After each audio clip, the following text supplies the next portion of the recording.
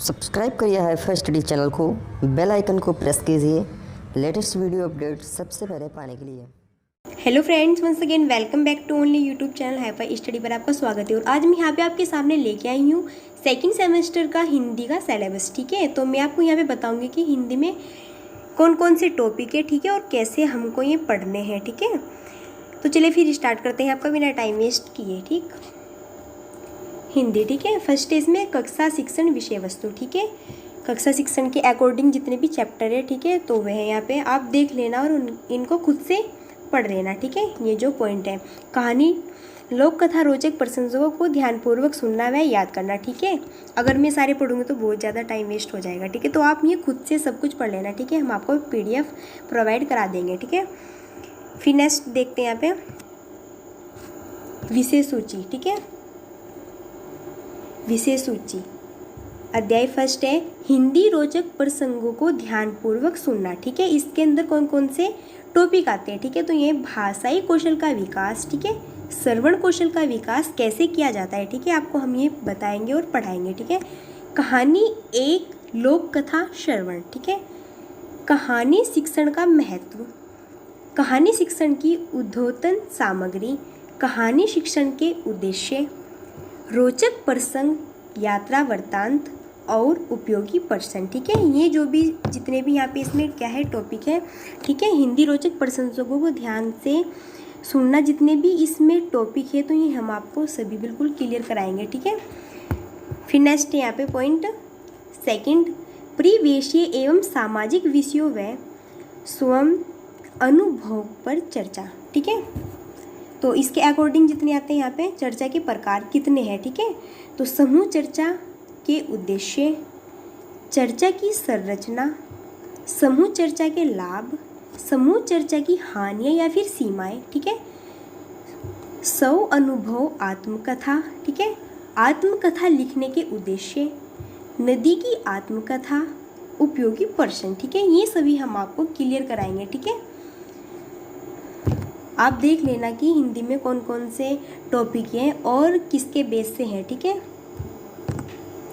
फिर यहाँ पे आते हैं हमारा थर्ड पॉइंट, शुद्ध उच्चारण। ठीक है, इसके अकॉर्डिंग कौन कौन से आते हैं, तो उच्चारण की शुद्धता का अर्थ। ठीक है, फिर है शुद्ध उच्चारण का महत्व, उच्चारण की सामान्य अशुद्धियाँ।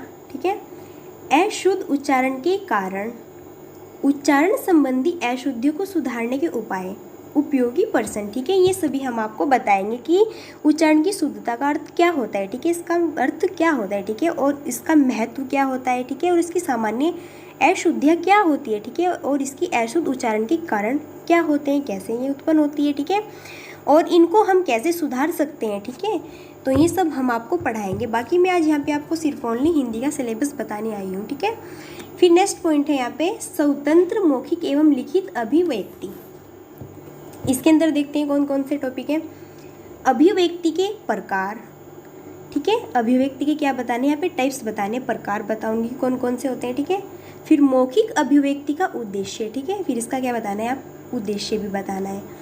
मौखिक अभिव्यक्ति की विशेषताएं। ठीक है, ये भी हम आपको पढ़ाएंगे। फिर मौखिक अभिव्यक्ति का महत्व। ठीक है, मौखिक अभिव्यक्ति कौशल की शिक्षण विधियाँ, लिखित अभिव्यक्ति, लिखित अभिव्यक्ति के उद्देश्य, लिखित अभिव्यक्ति का महत्व, लिखित अभिव्यक्ति की उपयोगिता, सुलेख की प्रति उत्पन्न करने के उपाय, लिखित अभिव्यक्ति विकास की विधियाँ या फिर उपयोगी प्रश्न। ठीक है, तो अभिव्यक्ति के थ्रू जितने भी क्वेश्चंस यहाँ पे बनते हैं, जितने भी टॉपिक बनते हैं, तो हम आपको बिल्कुल क्लियर कराएंगे। ठीक है, फिर नेक्स्ट है 5 पॉइंट, हिंदी भाषा का ध्वनि विज्ञान, रूप विज्ञान एवं वाक्य विज्ञान। ठीक है, इसके अंदर देखते हैं क्यों कौन कौन से वो आते हैं। ठीक है, तो ध्वनि का अर्थ, हिंदी शिक्षण में ध्वनि का प्रयोग, ठीक है, कैसे करते हैं। सबसे पहले क्या समझेंगे, हम इसका अर्थ समझेंगे। ठीक है, मीनिंग समझेंगे कि ध्वनि का मीनिंग क्या होता है। ठीक है, फिर समझेंगे कि हिंदी शिक्षण में ध्वनि का प्रयोग हम कैसे करते हैं। ठीक है, किस प्रकार से किया जाता है, ये समझेंगे।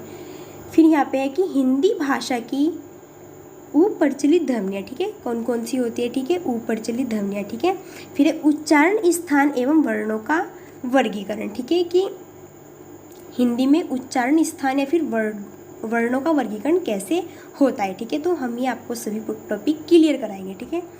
फिर नेक्स्ट यहाँ पे देखते हैं भाषा का पद या रूप विज्ञान, हिंदी शब्दों का वर्गीकरण, हिंदी में शब्दों का निर्माण, पद निर्माण में तत्वों का महत्व, वाक्य विज्ञान, विराम चिन्ह, ठीक है।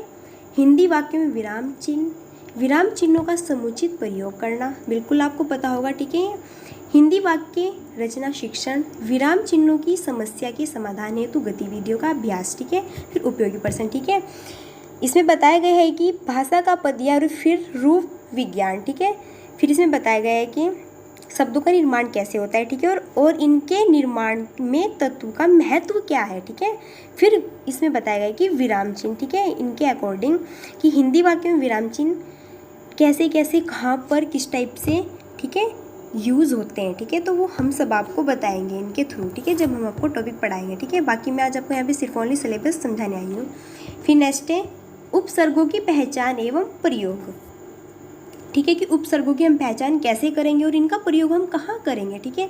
तो उपसर्गों के प्रकार, ठीक है, हिंदी में उपसर्ग, अरबी एवं उर्दू के उपसर्ग, ठीक है, उपसर्गों के नाम, उपसर्गों का प्रयोग, अनेक उपसर्गों से बनने वाले शब्द या फिर उपयोगी प्रश्न, ठीक है, कि उपसर्गों के प्रकार कितने होते हैं, ठीक है, ये बताना है। फिर कि हिंदी में उपसर्ग कौन कौन से होते हैं, कैसे होते हैं, ठीक है, ये। फिर अरबी एवं उर्दू के भी उपसर्ग, ठीक है। फिर उपसर्गों के क्या नाम, उपसर्गों का फिर प्रयोग कैसे करना है, कहाँ पे करना है, ठीक है, ये सब आपको हम बताएंगे, ठीक है। फिर नेक्स्ट है प्रत्ययों की पहचान एवं प्रयोग, ठीक है। तो प्रत्यय की परिभाषा, कृत प्रत्यय, तद्धित प्रत्यय या फिर उपयोगी प्रश्न, ठीक है, कि प्रत्यय होता क्या है, ठीक है, प्रत्यय कहाँ लगता है, ठीक है, वर्ड में प्रत्यय कहाँ लगता है, पहले लगता है कि बाद में लगता है, बीच में, ठीक है, तो सब हम आपको बताएंगे, ठीक है। कृत प्रत्यय क्या होता है, फिर तद्धित प्रत्यय क्या होता है, उपयोगी प्रश्न क्या होता है, ठीक है, नहीं हम सब आपको बताएंगे। फिर नेक्स्ट है सामासिक पदों की पहचान एवं प्रयोग, ठीक है, कैसे कर सकते हैं हम सामासिक पदों की पहचान एवं उनका प्रयोग।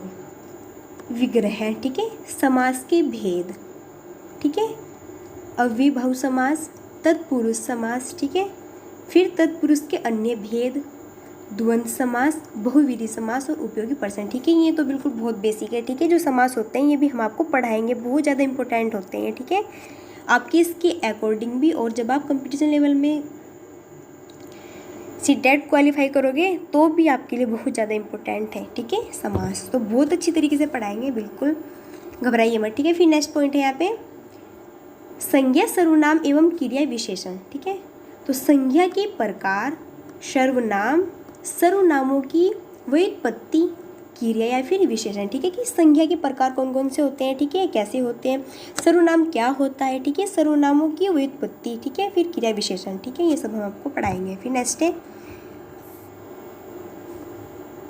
लिंग, वचन एवं काल की पहचान, ठीक है, कैसे होती है कि ये लिंग कौन सा है, स्त्रीलिंग या फिर पुल्लिंग है, ठीक है, तो इनकी पहचान, लिंग की पहचान, लिंग परिवर्तन, वचन, अशुद्धियाँ, निवारण हेतु ध्यान देने वाली बातें, ठीक है, फिर उपयोगी प्रश्न, ठीक है। तो ये हम सब आपको बताएंगे कि लिंग कैसे पहचानते हैं कि ये पुल्लिंग होगा या फिर स्त्रीलिंग होगा, ठीक है। फिर नेक्स्ट है मौन वाचन और श्रुत लेखन, ठीक है, मौन वाचन का महत्व, ठीक है, कि मौन वाचन का महत्व क्या होता है, ठीक है, कहाँ पर इम्पोर्टेंस होता है, ठीक है, मौन वाचन कहाँ पे इम्पोर्टेंस होता है, मौन वाचन के उद्देश्य, ठीक है, इसके उद्देश्य क्या होते हैं, मौन वाचन के प्रकार, ठीक है, कितने टाइप्स के होते हैं, मौन वाचन के लाभ और आवश्यकता, ठीक है, मौन वाचन के हमको जब हम मौन वाचन करते हैं तो हमको कहाँ पर बेनिफिट है इसका, ठीक है, और हम इसको कैसे इसकी आवश्यकता होती है और कहाँ इसकी आवश्यकता होती है हमको, ठीक है, तो ये हम सब आपको बताएंगे। श्रुत लेखन, ठीक है, फिर है उपयोगी प्रश्न। फिर नेक्स्ट है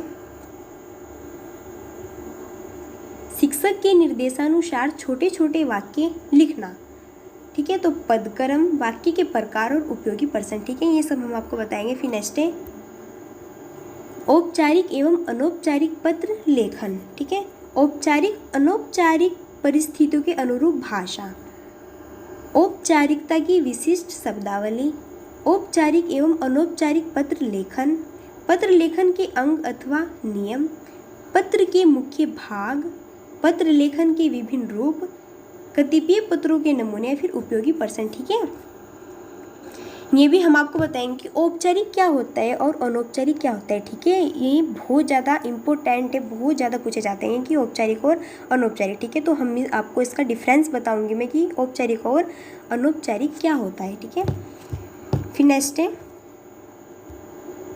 परिचित विषयों पर मौलिक रूप से लिखना। पर्वों, मेलों और त्योहारों का हमारे जीवन पर प्रभाव क्या पड़ता है। ठीक है, जो पर्व होते हैं, ठीक है, जो मेले लगते हैं या फिर जो त्योहार होते हैं, ठीक है, तो इनका हमारे जीवन पर, हमारी लाइफ पर इनका क्या प्रभाव पड़ता है। ठीक है, तो ये पढ़ाएंगे हम आपको।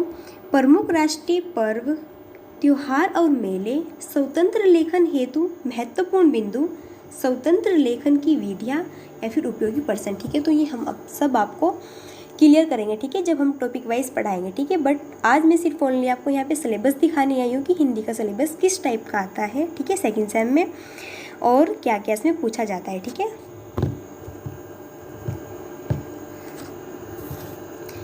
तो ठीक है, फिर मिलते हैं नेक्स्ट वीडियो में। तब तक के लिए thanks for watching, keep study and bye bye.